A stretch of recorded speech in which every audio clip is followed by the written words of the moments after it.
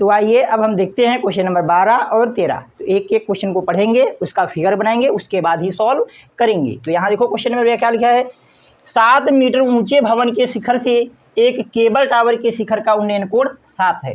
कितना 60 है, कितना है 60। तो सबसे पहले हम एक भवन बनाएंगे, फिर एक केबल टावर बनाएंगे, ठीक है। तो उससे पहले तो धरातल बनाएंगे, ठीक। ये धरातल पे अपना एक भवन है, आप लोग चाहें तो उस साइड भी बना सकते हैं। ये भवन है, भवन की ऊंचाई 7 मीटर है। अब कोई है बंदा यहाँ पे है इसके शिखर पे, ठीक है। भवन के शिखर से केबल टावर के शिखर का उन्नयन कोण कितना है, 60 है।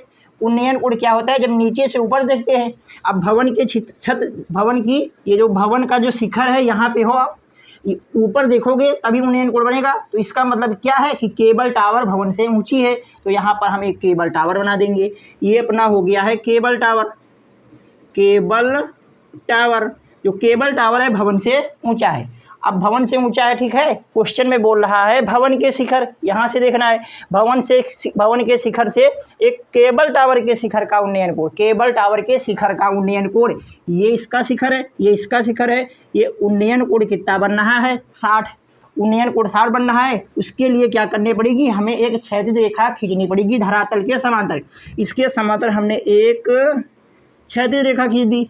दृष्टि रेखा और क्षैतिज रेखा के मध्य का कोण जो होता है उसे ही उन्नयन कोण कहते हैं। उन्नयन कोण क्वेश्चन में 60 दे रखा है। कितना दे रखा है, 60, ठीक है। अब आगे बढ़ के देखो, और इसके पाद का अवनमन कोण। अवनमन का कोण क्या होता है, जब ऊपर से नीचे देखते हैं तो उसे अवनमन कोण कहते हैं। अब यहाँ पे थे पहले इसके शिखर का उन्नयन कोण 60 था। अब अवनमन कोण कितना बोला है क्वेश्चन में, अवनमन कोण कितना, मतलब ये पाद बिंदु का। अच्छे देखो यहाँ पे लिख रखा है इसके पाद का, ये केबल टावर का ये शिखर है, ये अपना पाद बिंदु है, ठीक है। पाद बिंदु का अवनमन कोण 45 है। ये जो अवनमन कोण है ये अपना 45 बन रहा है। कितना है, 45। अवनमन कोण ऊपर बनता है, उन्नयन कोण यहाँ पर बनेगा, ठीक है। अब यहाँ इसी प्रकार यहाँ देखो क्या करना है, टावर की ऊंचाई, हमें टावर की ऊंचाई निकालना है। तो आप लोग मान सकते हैं, जो हमें निकालना है वही मानते हैं। माना टावर क्या है, टावर कौन सा टावर, केबल टावर, ठीक है। माना टावर की ऊंचाई, माना टावर की ऊंचाई कितना मान लेंगे, h। ये सब मीटर में, ये देखो मीटर में इधर रखा, तो इसको भी क्या मान लेंगे, मीटर। तो ये अपना हो गया h मीटर। क्या हो गया है, h मीटर, ठीक है। यहाँ से इनके जो अपना मीनार है, मीनार नहीं भवन है, भवन का पाद बिंदु और केबल टावर के पाद बिंदु के ये मध्य की दूरी हमें नहीं पता है, तो इसको भी मान लेते हैं x मीटर। क्या मान लेते हैं, x मीटर। जब x मीटर ये है तो इतनी दूरी भी क्या होगी, x मीटर, क्योंकि ये एक दूसरे के समांतर हैं। क्या है, समांतर। इसी प्रकार ये यहाँ से लेकर यहाँ तक कितना दे रखा, 7। तो यहाँ से यहाँ तक का भी दूरी कितना हो जाएगा अपना, 7। कितना हो जाएगा, 7 मीटर, ठीक है। इसी प्रकार टोटल हमने क्या मान रखा है, h। यहाँ से यहाँ तक का क्या मान रखा है, h। अब इतना 7 है, तो इतनी दूरी तुमसे अगर हम पूछें तो कितनी हो जाएगी, टोटल से ये माइनस कर देंगे, h - 7 मीटर, h - 7 मीटर।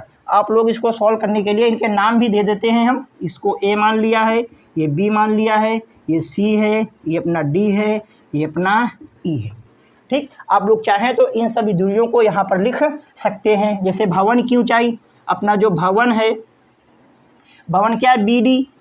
भवन BD बराबर कितना है, 7 मीटर। जितना BD है, ठीक, BD के बराबर ही कितना है, C। तो आप लोग चाहें तो ये भी लिख सकते हैं, जो BD है BD के बराबर ही है C। ये दोनों हैं 7 मीटर। सेम इसी प्रकार ये वाला हमने मान रखा है, क्या माना है, DE माना है। माना जो DE है बराबर कितना है, x मीटर, और DE किसके बराबर है, BC के। तो यहाँ ये भी लिख सकते हैं, DE बराबर BC। ये सभी कितना है, x मीटर। कितना है, x मीटर, क्योंकि ये दोनों बराबर हैं। अब अच्छे देखो AC हमने कैसे निकाला है, यहाँ पर चाहो तो AE लिख सकते हो। AE जो मीनार है, केबल टावर मतलब है, यहाँ से यहाँ तक की टावर है अपना, ये h है ना, यहाँ से यहाँ तक AE, भाई हमने लिखा है AE।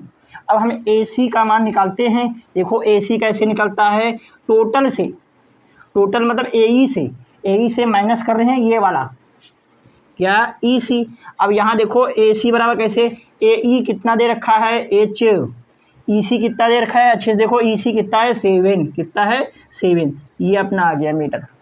ठीक है, अब यहाँ पर पहले तो ये हम लेंगे सम कोड, ठीक है, ABC। उसके बाद अब अच्छे से देखो, आप लोगों ने एकांतर कोड पढ़ रखा होगा, जब ये है कितना 45 तो ये भी कितना हो जाएगा 45। अगर आप लोगों को इस चैप्टर में कहीं डाउट है तो आप लोग सबसे पहले क्या करें, इस चैप्टर का इंट्रोडक्शन पढ़ देखें, उसके बाद सारे एग्जाम्पल सॉल्व करें, तब एक्सरसाइज पर आएँ, जिससे आप लोगों को अच्छे से समझ में आएगा। ठीक है, अगर आप लोगों को इंट्रोडक्शन पार्ट का नहीं पता है तो, अगर पता है तो सीधे सीधे आप लोगों को समझ में आ जाएगा। ठीक, जब ये 45 है तो ये भी क्या हो जाएगा 45। क्यों हो जाएगा, क्योंकि एकांतर कोण है। तो एक बार हम त्रिभुज ABC लेंगे, उसके बाद BED। ठीक है, तो यहाँ देखो सॉल्व करते हैं। सबसे पहले हम ले रहे हैं त्रिभुज ABC में अच्छे से देखो tan कितना है 60। tan ही क्यों ले रहे हैं, क्योंकि tan थीटा बराबर होता है लंब बटे आधार। ये न्यून कोण है तो ये लंब हो गया, इसे न्यून कोण से सटी हुई भुजा आधार, हमें लंब दिया है आधार दिया है, तो हम क्या लगाएंगे tan थीटा, क्योंकि लंब और आधार tan थीटा में ही आता है। तो यहाँ देखो tan थीटा बराबर लंब, ये अपना H, आधार कितना है x, कितना है x। ठीक है, अब यहाँ अच्छे से देखो tan 60 का मान आप लोगों को पता होना चाहिए √3, ये अपना हो गया H/x, ये बटे में है, इस पर आ जाएगा गुणे में। तो H बराबर देखो अच्छे से, ये इधर बटे में था, इधर गुणे में आ जाएगा √3x, इसको मान लेते हैं समीकरण 1। ठीक है, अब ये वाला ट्रायंगल ले लेंगे BED, क्या लिख दिया, त्रिभुज BED में। ठीक है, ये त्रिभुज है, एंगल तो है नहीं किसको बीच में लेना है, आप लोग चाहे तो BDE भी लिख सकते हैं, क्योंकि त्रिभुज है ना, किसी भी तरह से लिख सकते हैं। एंगल में ध्यान देना होता है कि एंगल को बीच में ही रखना है। ये तो त्रिभुज है, जैसे मन चाहे तो वैसे लिख सकते हैं, बस ये तीनों पॉइंट आने चाहिए। यहाँ भी ये न्यून कोण है, ये लंब है आधार है, तो यहाँ भी tan थीटा ही लेंगे। तो tan थीटा कितना है 45, लंब कितना है 7 और आधार कितना है x। tan 45 का मान 1 होता है, ये अपना 7/x, ये बटे में हो जाएगा गुणे में। तो x बराबर कितना आ गया है 7, कितना आ गया है 7। अच्छे से देखो यहाँ थोड़ा गड़बड़ हो गया, क्योंकि अच्छे से देखो ABC, ये जो AC है, AC कितना दे रखा है 7 - H-7, कितना दे रखा है H-7। यहाँ देखो हमने क्या लिख दिया है H, तो यहाँ आ जाएगा H-7, तो यहाँ भी आ जाएगा H-7। ठीक है, तो यहाँ भी जो मान अपना निकलेगा यह आ जाएगा H-7। ठीक है, आ जाएगा √3x + 7, इसको समीकरण 1 मानते हैं। फिर से देख लो, यहाँ पे हमने त्रिभुज ABC लिया है, देखो अपना ये ABC है, ये लंब है A से C, तो A से C तक की दूरी है अपना H-7, तो यहाँ H-7 लिखना चाहिए था, इसके पहले हमने H लिख दिया था, तो यहाँ पर आप लोग सही कर लें। यहाँ पे क्या करना है H-7, तो यहाँ पे भी H-7, बाकी सब सेम है। ठीक है, अब यहाँ देखो ये x का मान आ गया है, x का मान समीकरण 1 में रख देंगे। x का मान समीकरण 1 में रखने पर, तो समीकरण 1 में रखो यहाँ पे, तो h बराबर कितना आ जाएगा, ये √3x प्लस x का मान भी रख देते हैं, x का मान कितना आया है देखो 7। ठीक है, तो ये +7, यहाँ पे 7 रखा है, ये अपना 7, क्योंकि x का मान कितना है 7। अब यहाँ अच्छे से देख लो, 7 तो कॉमन मिल जाएगा, √3 + 1। ठीक है, ये h क्या था मीटर में, तो ये आ जाएगा अपना मीटर। ठीक, तो यहाँ लिख सकते हैं, अतः टावर की ऊंचाई, जो टावर की ऊंचाई है कितनी है, टावर की ऊंचाई हमने h माना है, तो h का मान कितना है 7 + √3 + 1 मीटर। ये अपना आंसर हो चुका है। आप लोग इसको कॉपी करें, अगर क्वेश्चन में कहीं भी डाउट है तो आप लोग कमेंट करके पूछ सकते हैं।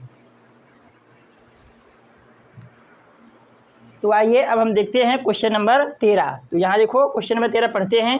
एक समुद्र तट है, ठीक है, 75 मीटर ऊंची एक लाइट हाउस के शिखर से देखने पर 2 समुद्री जहाज़ों के अमनमन कोण कितने हैं 30 और 45। यदि लाइट हाउस के एक ही ओर एक जहाज दूसरे जहाज के ठीक पीछे हो, मतलब कि एक लाइट हाउस है समुद्र तट पे, उसके एक ही ओर दो जहाज आ रहे हैं जिनका अमनमन कोण, मतलब कि लाइट हाउस के ऊपर से देख रहे हैं तो उनका अमनमन कोण कितना है 30 और 45। जो दोनों जहाज हैं लाइट हाउस के एक ही ओर हैं, एक जहाज दूसरे जहाज के ठीक पीछे है, मतलब कि एक सरल रेखा में दोनों हैं। ठीक है, तो जहाज़ों के बीच की दूरी हमें ज्ञात करना है। तो सबसे पहले एक लाइट हाउस बनाते हैं। तो यहाँ पर हम एक लाइट हाउस बना दिया है, ये अपना लाइट हाउस है।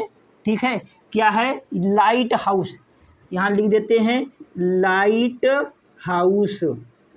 ये अपना लाइट हाउस है, इसके यहाँ शिखर पर कोई बैठा है। यहाँ देखो लिखा है 75 मीटर ऊंची लाइट हाउस के शिखर से, यहाँ से देख रहे हो, इसकी लंबाई कितना दे रखा है 75 मीटर। कितना है 75 मीटर।